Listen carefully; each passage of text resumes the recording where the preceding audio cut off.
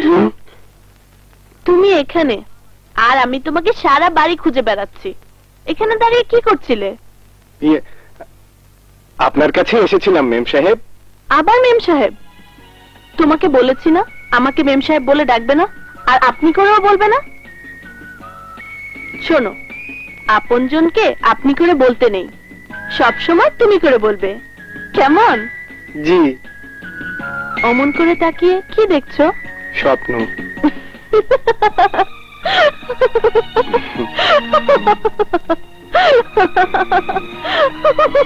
আশ্চর্য মানুষ তুমি, চোখ মেলে তাকিয়ে তাকিয়ে স্বপ্ন দেখা যায়। তোমার স্বপ্নের কথা আমাকে বলবে না? আজ না, সময় হলে সব বলবো। যদি না বলো তাহলে ভাববো তুমি আমাকে একটুও ভালোবাসো না। কি বলবো, তুমিই তো আমার স্বপ্ন। চলো, তোমার কাপড়ের মাপ নিতে দর্জির দোকান থেকে লোক এসেছে। আমি তো কাপড় পরেই আছি। আরে এটা তো হাফ প্যান্ট, এখন থেকে ফুল প্যান্ট পরতে হবে, ড্যাডির অর্ডার। চলো। যেই মেয়ে হাসতে ভুলে গিয়েছিল, কথা বলতে ভুলে গিয়েছিল, সেই মেয়ে আজ আমার স্বাভাবিক জীবনে ফিরে এসেছে।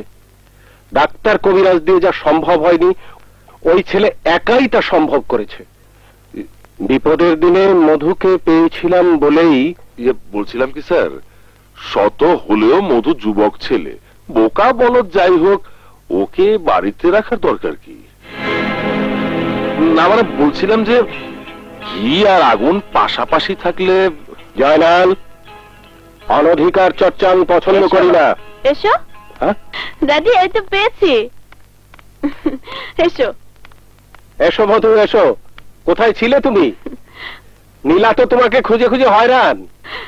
মধু আমার ঘরে ছিল ড্যাডি। তা তো থাকবেই, কারণ মধু তোমাকে খুব পছন্দ করে। মধু, তোমাকে কিন্তু এই পোশাকে ভালো লাগছে না বাবা। আজ থেকে তুমি নতুন নতুন পোশাক পরবে। ওই যে দর্জি এসেছে, তুমি মাপটা দিয়ে এসো। যাও। এসো। সোজা হয়ে দাঁড়িয়ে হাত উঁচু করুন। জি। এক হাত না দু হাত? জি। দেখি।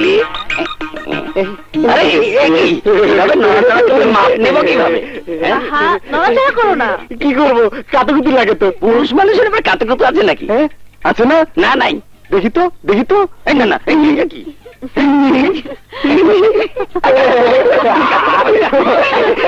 কি কেমন লাগে? কাতুকুতু লাগে? গেলে তো পড়ে ওঠো। কি বিপদ। আস্তে। চলো, আজ আমরা অনেক জায়গায় ঘুরবো, ঠিক আছে?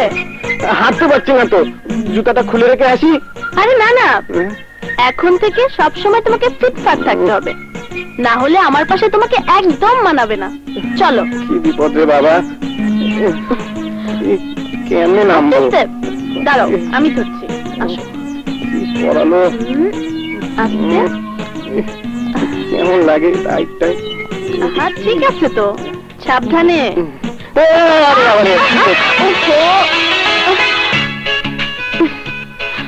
তুমিও হাঁটতে পারো না, আমিও হাঁটতে পারি না। ধ্যাত, আমি কি জানতাম পা পিছলে পড়ে যাব? পড়তে দিলাম কোথায়, আমি নিজে পড়ে গিয়ে তোমাকে বুকে নিয়ে নিলাম। সত্যি মধু, তুমি ভীষণ ভালো। আর তুমি বুঝি খারাপ? আমিও ভালো, তবে তোমার মতো না। তুমি আমার কাছে থাকলে একদিন আমিও তোমার মতো ভালো হয়ে যাব। চিরদিন থাকবে আমার কাছে? হ্যাঁ। এই তো আমার গুড বয়। চলো। চলো।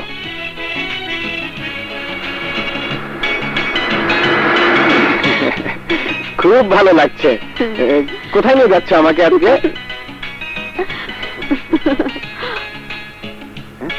এই যে ড্রাইভার ভাই, গাড়িটা রাখেন। একটু পিছে যান তো, পিছে। কি হয়েছে?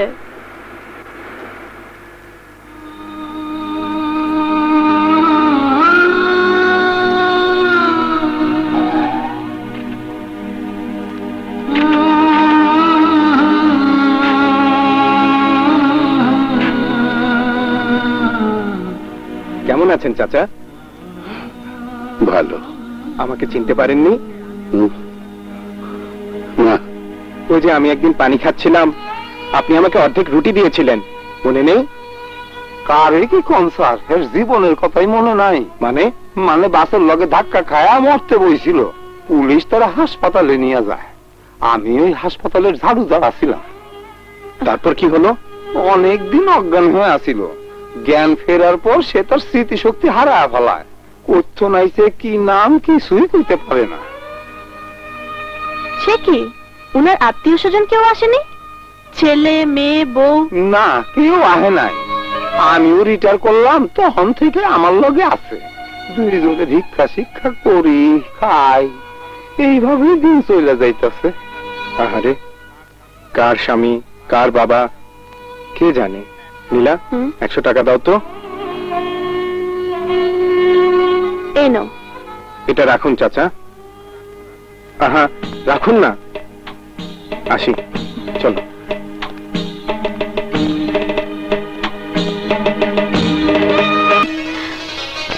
এখানে একা একা দাঁড়িয়ে কি করছো? কিছু না, হঠাৎ আজ মার কথা খুব মনে পড়ছে। মাকে নিয়ে এসো না। আনবো, আর কয়েকটা দিন যাক, নিজেকে আগে দাঁড় করিয়ে নেই। একটা খুশির খবর আছে, আগামী শুক্রবার আমাদের বাড়িতে একটা ডিনার পার্টি রাখা হয়েছে, তুমি থাকবে চিফ গেস্ট। আমি? হ্যাঁ, তোমার কারণে আমি সুস্থ হয়ে গেছি তো, সেই খুশিতে ড্যাডি এই সিদ্ধান্ত নিয়েছে। জানো, ড্যাডি ওই পার্টিতে কয়েকজন মিউজিক ডিরেক্টর ও ক্যাসেট কোম্পানির মালিকদের ডেকেছেন তোমার সঙ্গে পরিচয় করিয়ে দেবার জন্য। আমার সঙ্গে? কেন? বোকা কোথাকার, তোমাকে গায়ক হতে হবে না, ওই দিন কিন্তু তোমাকে গান গাইতে হবে। চলো নিচে চলো। চলো। এ আমি কিছুতেই সহ্য করব না। এক শালাকে নীলার জীবন থেকে উচ্ছেদ করেছি, আর এক শালা এসে হাজির হয়েছে। ওই শালা মধুকে আমি গুলি করে মারবো মামা। কি বললি? গুলি করে মারবি? কথাটা আবার বল। বললাম তো, গুলি করে মারবো। তুই আসলে মধুর চেয়েও বলদ।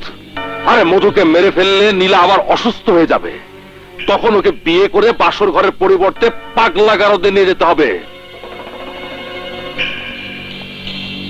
জয়নাল আমার নাম।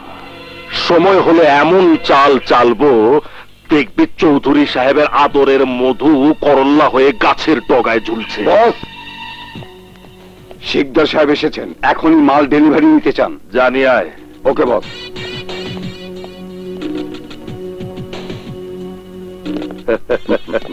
আরে শিকদার সাহেব, আসুন আসুন, বসুন। How are you? ফাইন। এবারের মালের দাম কিন্তু 50 লাখ। পুরো টাকাটাই আমি ক্যাশ নিয়ে এসেছি। মালটা দেখাও, ড্রিঙ্ক দাও। হ্যাঁ, এখানে রাখো, এখানে রাখো।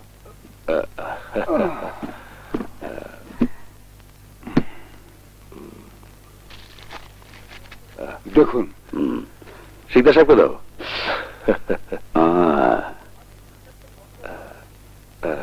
খাঁটি জিনিসের গন্ধই আলাদা, একেবারে নেশা ধরে যায়। স্বাধীনভাবে ব্যবসা করতে পারলে নেশাটারও জমতো শিকদার সাহেব। চৌধুরী সাহেবের ফ্যাক্টরির কোন গোডাউনে আমি ব্যবহার করতে পারছি না, তাই বাধ্য হয়ে এই গোপন জায়গায় আমাকে ব্যবসা করতে হচ্ছে। যা কিছু করছি চৌধুরীর অজান্তেই করছি।